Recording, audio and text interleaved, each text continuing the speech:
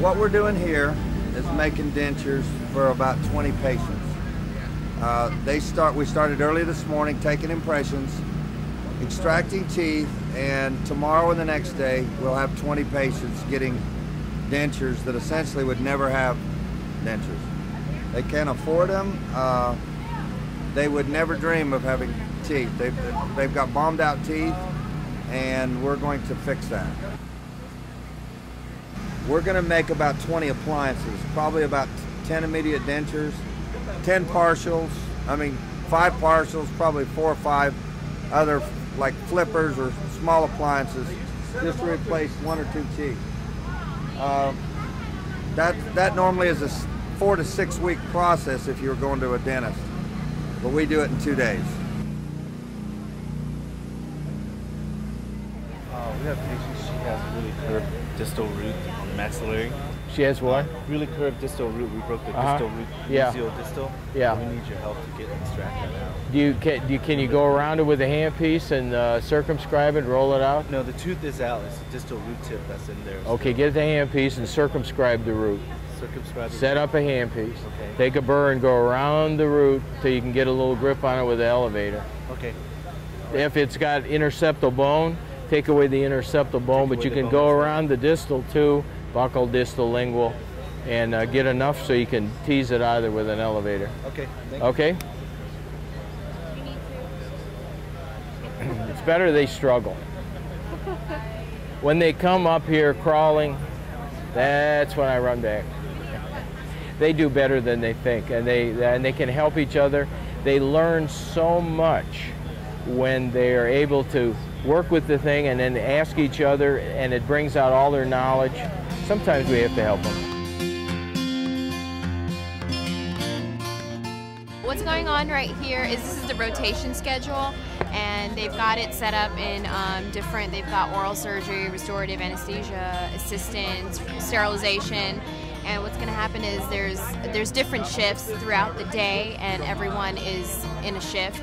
So they just come here, kind of huddle around, look to see what they're doing, and then from there go where they have to go.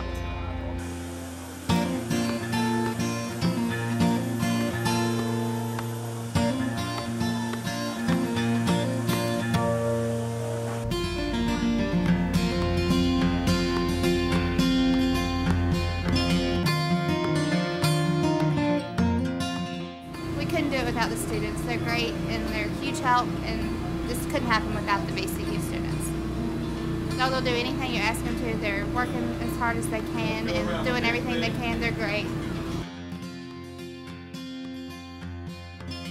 This is more hands-on. This is more learning from different doctors who are volunteering their time here. So we learn their different styles, their different technique. And it's a good way for us to come here and learn everything and trying to piece everything together and, develop our own style and technique.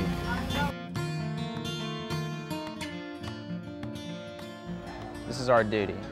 I think that when they talk about how few people have the opportunity to be dental students and be involved with dentistry, we have a duty to go out and help people, and everything we do here is helping them, whether it is just taking care of the grounds or the little things like just emptying the trash. Everything helps to make this project work, and so that's why we do this, because we're here for them. That's why we do this. It's our duty.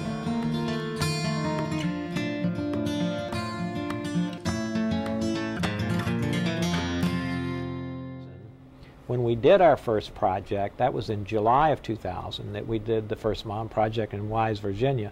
That was just the beginning of what now I think we've done some 35 of these projects since that time. And it's become a national model across the country.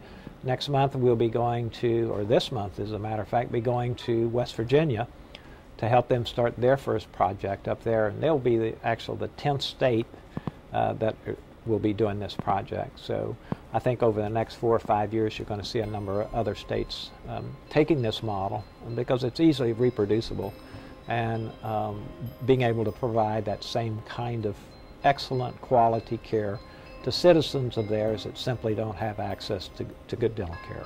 It's amazing to me. We had our very last patient that we saw had to have 8 and 9 taken out. And she sat there and said, well, what am I going to do now? You know, how do I get a partial, whatever? And, you know, I can't afford dentistry. And she's telling me the story about how she doesn't have any money. And I said, well, come to Grundy. And she said, well, you know, what can you do? And I said, we'll make you a partial, you know. And she said, well, how much will that be? And I said, it's free. She goes, 3,000? 3,000? And I was going, no, free. And she said, 300? I'm going, no, free. And she's like, free? And she just cried, you know. And it was just like she could not believe that we could do such a thing for her.